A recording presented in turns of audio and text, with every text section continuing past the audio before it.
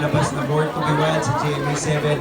Pero dahil na nga rin sa aking asawa, nahiyang ang katawan, naging Born to be Wild na lang ho. Humilog na yung katawan ko. Of course, assalamualaikum po sa aking mga kapatid at kadugong Muslim. And of course, sa ating mga caps sa likod, ang SKs din natin nandito, sa mga kagawad din po natin. Magandang gabi po sa ating lahat. Tayo po, unang-una magpapasalamat lang po dahil after 3 tries na kulitan na ho kayo sa akin, inupo niyo na ako noong nakaraang eleksyon. Maraming salamat po. Since then po, marami na po tayo na pagtagumpayan.